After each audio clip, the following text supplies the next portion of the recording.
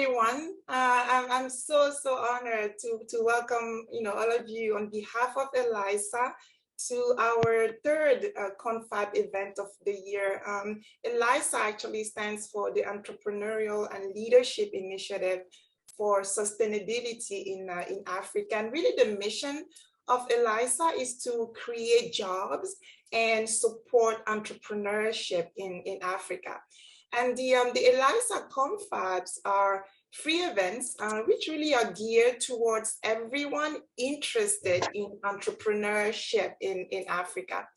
And the goal of these confabs really is to inspire you, to inspire us, and really help build relationships and grow a network. We typically have people joining these events from all over the world, really like-minded individuals who are aligned behind a common purpose of helping take Africa, this continent that we all love so much, to the next level. So my name is Marie-Ange Noué. I was born in Paris, France, but my roots and really the place that I call home is Cameroon. I live in Ontario, Canada. I'm a scientist by training. I work as a senior director heading North America Scientific Communications for EMD Serono. This is the North America pharmaceutical business of Merck KGaA Darmstadt, Germany. I also have the pleasure of serving on the advisory council for ELISA, as well as serving as the chair for the ELISA Summit Committee. So today we are in for a rare treat. I feel incredibly fortunate to be hosting Chris Lwanga as our guest speaker. And one of the reasons why is because Chris's career journey, as you will hear, has really made an impact on emerging markets and Africa in particular, which could not be more relevant, honestly, for today's conversation and for ELISA's mission in general. To me, honestly, he embodies what it means to really walk the talk when it comes to empowering African entrepreneurs and really supporting the growth of innovative ventures that would ultimately create jobs that transform Africa. So let me tell you just a little bit about Chris Lwanga. So he holds an MBA in international management from the University of Dallas, and he has 2 bachelors of science, one in computer engineering and another one in business administration from Le Tourneau University. He has over 26 years of experience, really spanning the startup, government, communications, and media and entertainment areas. He started his career working for the African Development Bank, and he has been with Microsoft for the past 18 years, where he's held positions of increasing responsibility. When he first joined Microsoft, he focused on delivering Windows mobile solutions to mobile operators around the world for Microsoft's Windows Phone business. And then he became a director in Microsoft's what they call UPG, Unlimited Potential Group, where he was delivering mobile solutions to partners in emerging markets. So in this capacity, he actually served on the board of directors of Oxygen Services in India, and he handled another major partnership in sub-Saharan Africa with the Blue Label Investment Group. After that, he became responsible for the relationship between Microsoft and a few key partners for Microsoft Cloud and Enterprise division, like IBM, Cisco, Citrix, and computing. And in this capacity, he really focused on delivering strategic technology collaboration between these partners and Microsoft. He's held, other impactful positions as well within Microsoft, and today he is the Principal Director of Software Partnerships for the Azure Emerging Markets. And in this role, he really driving the emerging market strategy for his division at Microsoft, as well as leading a team that engages with partners and customers in emerging markets, of course, like Africa and also Southeast Asia. And may I add that Chris to me is like family. So anyways, without further ado, let's hear from our guest speaker, Chris Lwanga. Thank you so much, Chris, for joining us today. It's a pleasure. It's an incredible pleasure for me to join for my first time this conference, and I'm super happy to support this community of entrepreneurs from all over the world. And I hope the discussion is valuable and fruitful for everyone that's attending today. So I've been at Microsoft about 21 years, and before that I worked in tech for about another 8 years or so. And it's been an interesting journey because I always thought I would be focused exclusively on business, but I ended up doing computer science engineering. That was not a very easy decision for me, nor was it an easy journey at the university level, doing 2 degrees at the same time. As you know, if you're an African student, not only are you studying, but you also have to work. But you know, we made it through that and then jumped straight into a grad school because I still wanted to do business. But ultimately, the jobs that I got were all in engineering. So I started off in engineering, hardcore engineering, and then moved out and then started to find my way again on the business side. So my current role is a merger between both engineering and business. I mean, at the end of the day, the beauty of it is what I always tell, I always start my speech by talking about one of the things that's kept me this long at Microsoft is their mission, which they're on the journey to achieve. Obviously, they haven't achieved yet, but they're certainly on a journey to achieve.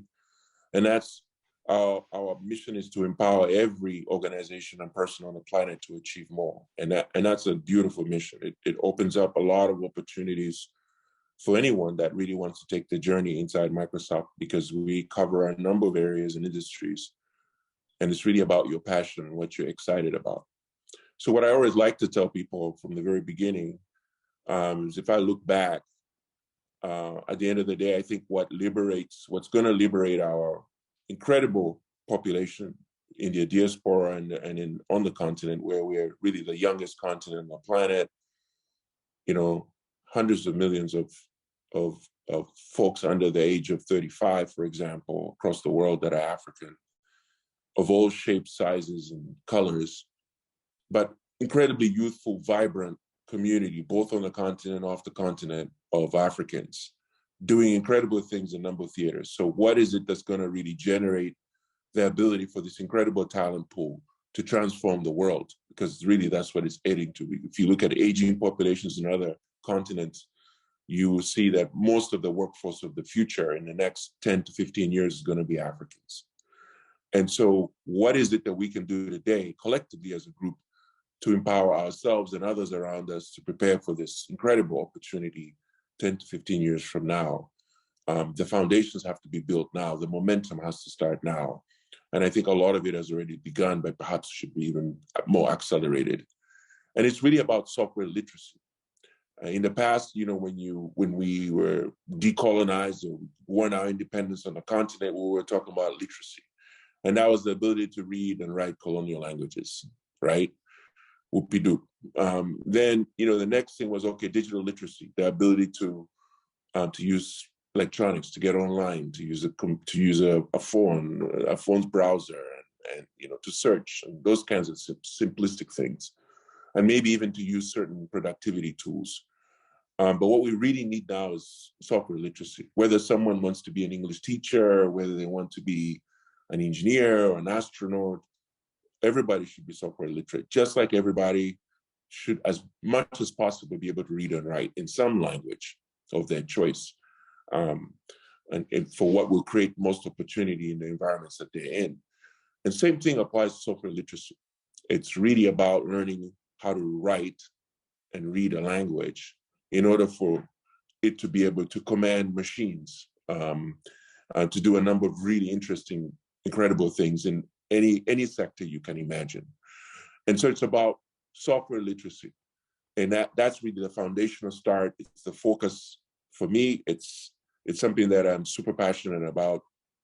And there are a lot of really great partners out there. I'll just mention maybe one or two, but there's an incredible list of partners that we work with across the world and certainly on the continent that are helping us on really amplifying this story of software literacy and this journey to help this incredible pool of talent to be software literate. We've got really great partners like Zindi. Zindi is a competitive platform out of South Africa. They do a lot of hackathons with hundreds of universities across the continent.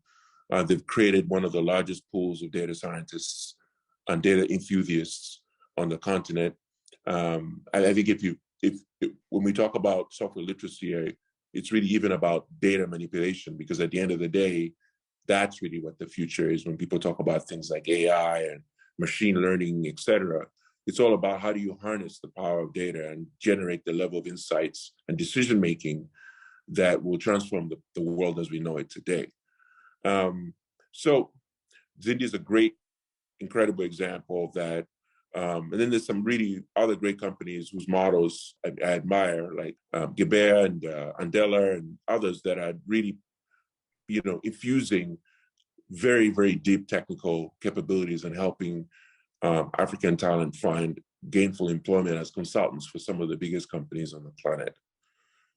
So and there's many, many other examples of folks that are doing incredible things in this place. There's folks like Africa Talking that have thousands of developers that build on top of their APIs to bring us really great innovative solutions in partnership with mobile operators across the continent, and several other partners like that that we're super excited to continue to work with and engage with on the continent. So shifting, I like to talk about it in a couple of steps. Where do you start? Where do you start on this journey? We have a resource that's free to anybody, and that's been used by literally millions of people across the planet. It's called Microsoft Learn, MS Learn. MS Learn. And if you Bing that, notice I didn't say Google, but if you Bing it, that's our search engine.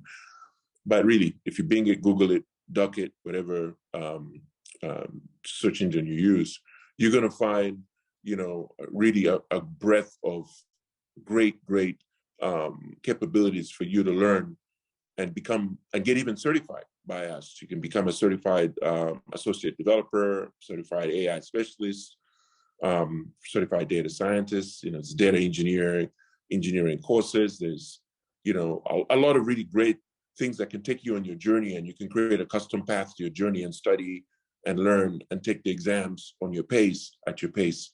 And I think those are very important steps in helping people, no matter where they sit, to be able to transform their lives. And the only impediment really that we see is people's ability to have connectivity to be able to actually participate on this journey.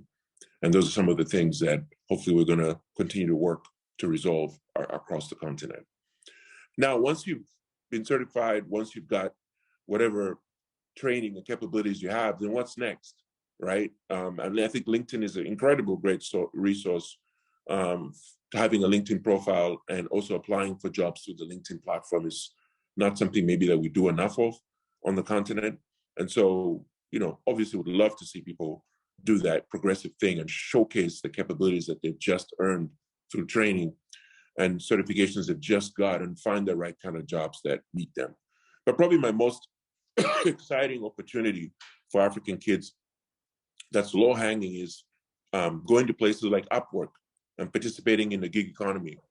There's literally tens of thousands of African kids across the continent that are showcasing their skills and winning work on Upwork and getting, paid meaningful money for their skills, whether it's web design, whether it's, other types of developer type or non-technical type roles that they have that they've demonstrative skills in.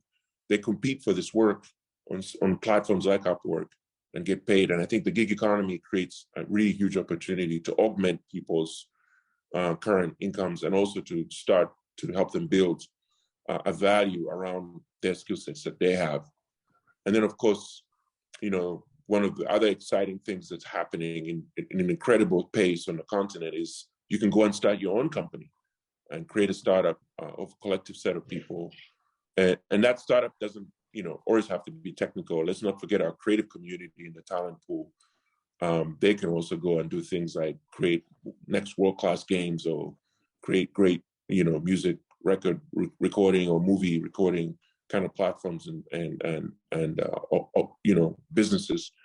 So it's a breadth of things that people can do once they've got the level of skill sets that they need, and it starts helping them to figure out their next path and their direction as they start to exploit those capabilities they've learned to gain meaningful revenue and, you know, obviously meaningful way of living, but at the same time earn a living, but at the same time also begin to perhaps take their skills in ways that they've never imagined before. So if I live in Douala, for example, perhaps I could win a contract with a customer that's in Kansas, right? And now begin to build customers that in places that I've never even visited before. And I think that's fundamentally a massive opportunity for us. And the more the data costs keep going down, the bigger the opportunity is going to be for our talent pool across the continent. I'm going to pause there and see if people have any questions for me.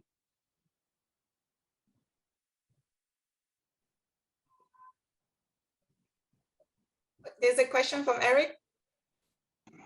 Yeah, thanks, Marianne. Good morning, Chris, and glad to see you here. I love the plug about bringing it, obviously, through Microsoft guy there. So the question that I have with you, past your long experience both in North America and the continent, what type of changes have you seen, not necessarily in the last 20 years, but in the last 5 to 10 years, where you see the opportunity started to materialize in Africa in a way, starting to close that gap, right, and becoming relevant, all those things that you talk about. So, because I will imagine some of those changes will accelerate. And then are there some regions, countries or regions that are doing it better than others because they're doing it differently, or they have programs in place that others can emulate? Just interesting in hearing your thoughts there. Thanks. Yeah, I mean, great question. I like to think about let's start with infrastructure. And with infrastructure, I'm talking about really networking. If you look at Africa, maybe even 15 years ago, we had probably one undersea cable that surrounded the continent. The undersea cables are what bring the internet connectivity to the continent. So virtually every continent has some sort of cabling that makes it connect to other continents. And obviously, in the case of Africa, we had a cable that circled us. We had one. So connectivity was incredibly expensive. Data was expensive and intermittent, not as good quality. And now when you fast forward 15 years later, the cost of data has gone down. We want it to go down even further. And we've got more than 15, 20 cables that surround the continent, and more that have been announced. And that investment in networking is going farther and farther inland at much greater, spread inland. As you know, Africa is a massive continent. You can fit all of the United States, all of Western Europe, all of China and India in Africa. So it's massive. So when you think about the level of scale of investment, it's trickled in, but it's been rapid in the last few years. So that's one big thing. It's connectivity is becoming mainstream. Mobile phone adoption and penetration is also increasing at a significant pace. And specifically when we think about smartphones. And so also created an ability for people to do a lot of things on the phone. And then one other phenomenon that's really accelerated, almost doubling every year, has been VC investment, which has fueled startups across the continent. We're starting to see for the first time unicorns in Africa. And we're starting to see others that could be potential unicorns. So super excited when you think about 54 countries, which ones are doing things better. I think some of the ones that are doing well, statistically are doing well because they have massive populations. You think about places like Egypt and Nigeria, I'm not sure necessarily it's because they have all the right things in place, but because they have pretty significant populations and fairly good education systems. They're generating really incredible innovation in those markets. And I think there's opportunity to do more and to streamline that ability to transform even at a more rapid pace many of these countries. And probably one of the lowest hanging fruits would be to infuse software literacy in curriculums from a very early age all the way through to the university levels and beyond. And I think that will radically transform and accelerate something as simple as that, which is not simple to implement, but if it were implemented, would really have a massive impact on the ability for these countries to even accelerate this momentum. Some other examples of countries that are doing some pretty significant investments. Obviously, Africa is also on that list, and I would say Rwanda, Kenya is on that list when you think about the startup space and the level of innovation that's happening. We're starting to see a lot of really great stuff coming out of Senegal and Ghana, Morocco. So, a number of countries. I think there's about 20 some countries out of 24 that are really super focused on this space. And many countries that maybe weren't pre-COVID are starting to really accelerate this as well, because there's more of an acceptance of the digital interface as a way to make money and as a way to streamline the ability to move goods from a logistics perspective. I hope that answers your question, Eric. Yes, it does, Chris. Thank you. Scott, did you have a question? Yes, and Chris, you talked about increased internet access, but if you could dive into that a little more as a startup, indeed us at the International Center, and by the way, thank you so much for your remarks and joining us today. But it seems to me the cost, the internet access cost is just so, and data costs in Africa, at least in my experience, and primarily in Zimbabwe, is just astronomically high. What is it going to take to get that cost down so low so that everyone's got really true free or low cost and next to free access and can begin to utilize the technologies that we have, like here in the United States? Great question. I mean, obviously, Zimbabwe, lots of things are expensive in Zimbabwe just because of the economic challenges that they're facing as a country. Although I have to say that when we look at tech talents, one of the countries that produces the highest number of tech talent, and actually talent across a number of industries, is Zimbabwe, in spite of all the challenges that they've faced as a country over the last few years. They're still really generating incredible talent from that country. So maybe it should be one of those countries looked at on the list. And I think it has a lot to do with the education system. On the data cost perspective, I mean, like I said before, the more cables, there's more investment that's coming in the networking space. Operators are that space is also becoming more competitive. And as you know, as we're a very young continent, more and more kids are on, social platforms. And so the operators are going to have to be more competitive. And maybe it's, and more, if you have a lot more operators operating in a single market, I think that will drive the cost of data down because they have to compete. And then if you have more investments in large fiber connections into major cities, that will also help. I mean, it's one of those interesting inflection points where lots of people are moving into the cities.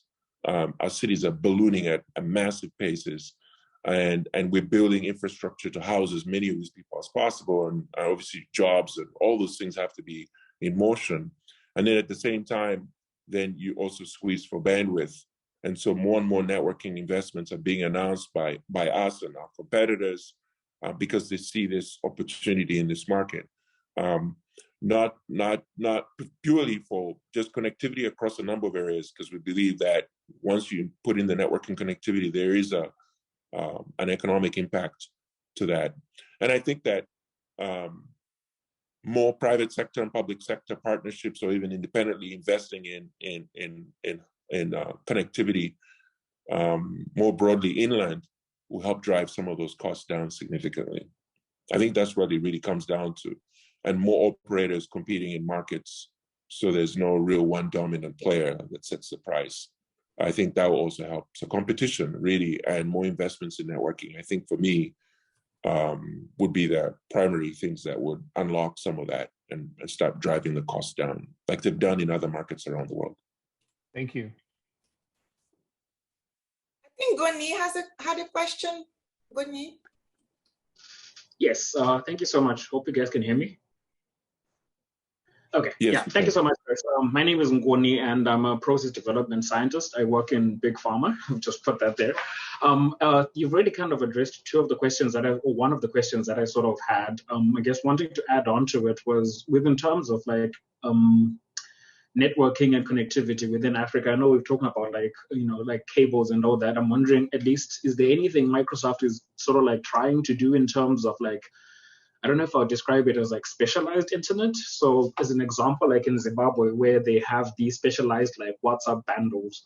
So instead of trying to get people on the internet in general, which is still quite a barrier, just getting people into specialized application type of like internet services, if you can put it that way. Wondering, because I think so Facebook has done that with WhatsApp, and then I think Google and them have been trying with their balloon internet. I was just wondering if Microsoft is doing anything in that space. But the other question I had was that, I guess, what would you think, what would be your advice in terms of like how to get, so I mean, as you mentioned, there's a lot of like untapped potential in Africa in terms of like technology and all that. But one thing that I find is that, so Africa, I guess a lot of economies are like agro-based economies. So the moment you bring in the idea of like, oh, technology and coding and stuff, like it almost seems like, the general assumption, at least from my impression, is people assume like making websites. But how do we get people to actually understand that like even in an agro-based economy, you can have technological solutions that are, online based that can actually help you on the ground and be more applicable to the African continent versus, like, I'm sure we can promote like UI design and all that in Africa, but it won't be as mass applicable as certain things that are more day-to-day for Africans.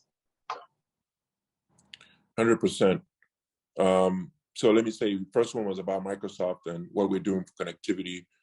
We have for the last, Microsoft has two groups inside. There's a commercial side and there's a philanthropic side, which is a pretty significant, has significant impact around the world. And for the last 15 plus years, if I'm getting my numbers exactly correct, but definitely for at least a decade, we've been doing last mile connectivity with partners like Windy and others across, not just in Africa, but in other emerging markets, where we use different technology to ensure that we can deliver connectivity at a very, very affordable cost through partners in very remote areas of across the world. And that's a very focused thing. So if you just even Bing Microsoft last mile connectivity, you find a lot of examples of where we've done that on the continent, where we continue to do that through partners on the continent. The other thing that we also really focus on is working with the mobile operators, who are really the engine for connectivity and productivity on the continent. We're looking at solutions for operators to help them rapidly transform their businesses and their digitization, be able to roll out products at a faster pace. And I think a lot of that type of work will help accelerate the ability for new offerings in the market for operators, existing operators, and other operators of the future. So that's kind of been our focus area. Microsoft is driven through partnerships. So what we've done is provided the technology and in a lot of cases, even the grants needed for many of these companies that are focused on last mile connectivity and affordable connectivity. And not just, by the way, in emerging markets, even in rural areas in America, we're doing this at a pretty significant scale, working with private sector and government to do that. And so these are the types of solutions that we think will help, even from our contribution on our side. Obviously, others have to do, like you mentioned, our competitors are doing some pretty interesting things there, like zero costing data plans, et cetera. But we think also addressing rural areas and also addressing affordable connectivity through partners is a viable approach that we've done for the last 10 years.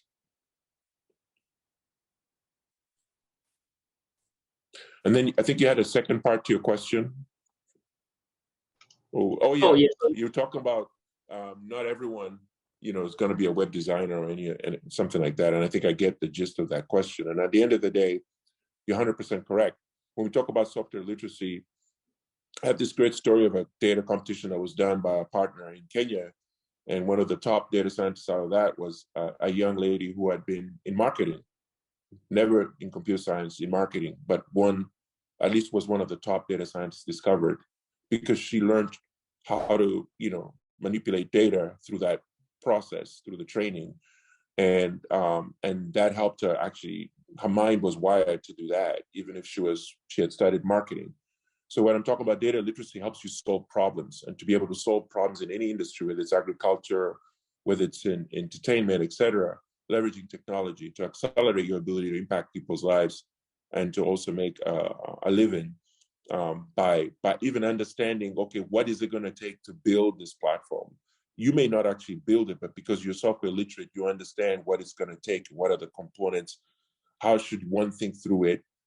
Just like you may not be a writer, but you can certainly read a book and learn from it and do things based on that.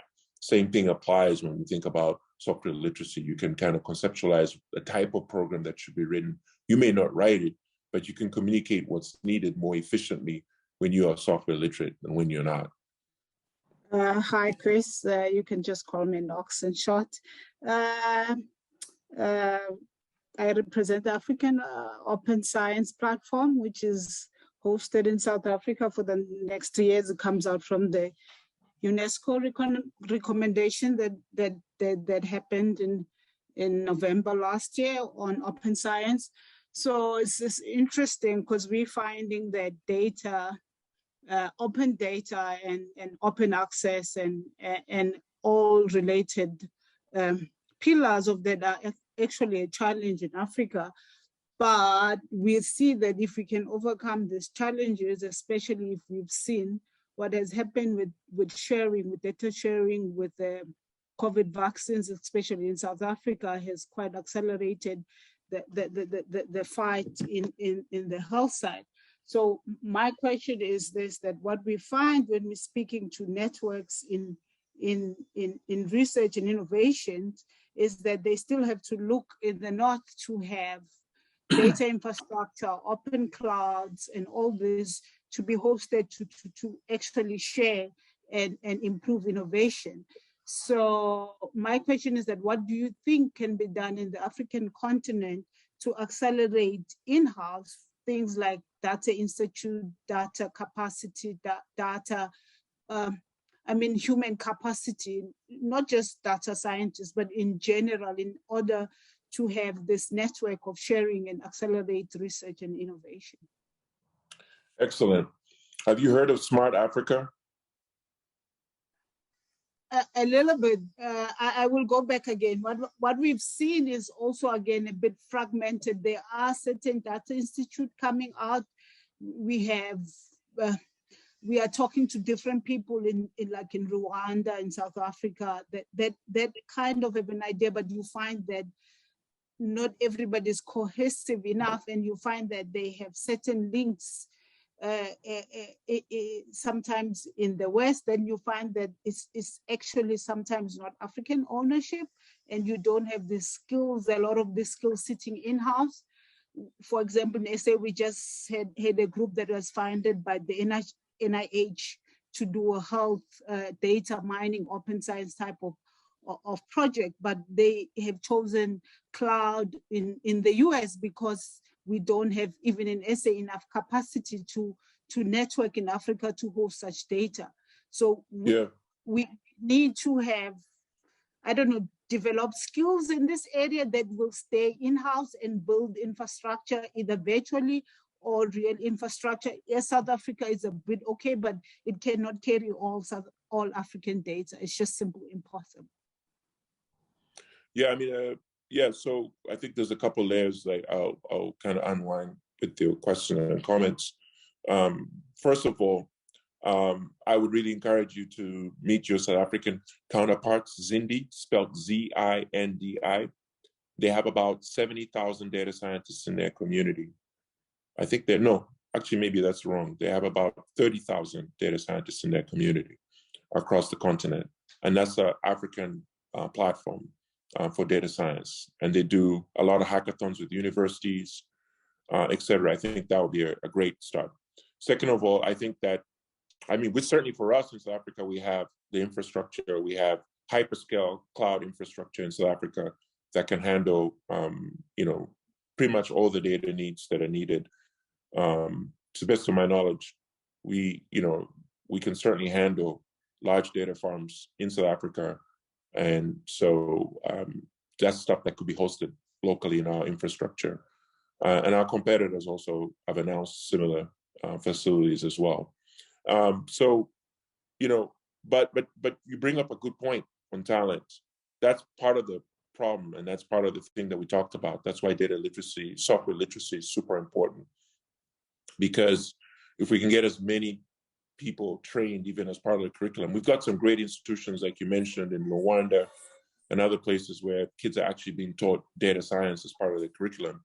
But how do we accelerate that so that even by the time they're in primary, secondary school, they already are really familiar? So at the end of the day, it's a big problem. But I think for me, if I were to put it in order of importance, the biggest thing is really to get a bunch of governments to have the right data policies in place so that they can accelerate the ability for people to share data, while also maintaining things like privacy and data sovereignty where necessary. And also educating people about what it means to actually even have the ability to work with data without actually compromising people's identities and all of that stuff, which is very doable. There's tons of solutions and methods to do that. And so data policy is super important. That becomes low. And then the second thing is also investing in partnerships, even at the government, public sector, and private sector perspective, to enable the ability for people to share data. And then the third one is actually having the infrastructure. And of course, the other one, alongside in parallel, is really also having the skills, continuing to grow the skills. I think if those things are done, it will happen. Today, there's pockets where people can share data. And we've seen some transformative things around that. But obviously, that needs to continue to grow. And there's tons of data that's unharnessed on the continent today that could significantly improve areas like logistics and et cetera on the continent, but we're not really taking advantage of that. A lot of that has to do with, we need the right policies in place from our governments. And there's organizations like Smart Africa that are trying to bring all these governments together to think through some of these really tough problems. So I would suggest you take a look at Smart Africa and what they're doing around this space. And the countries that are members, I think that would be a great start. And then also reaching out to organizations like Zindi that have a wealth of knowledge in this space as well, from a talent perspective. I think that would be what I would recommend as a great start.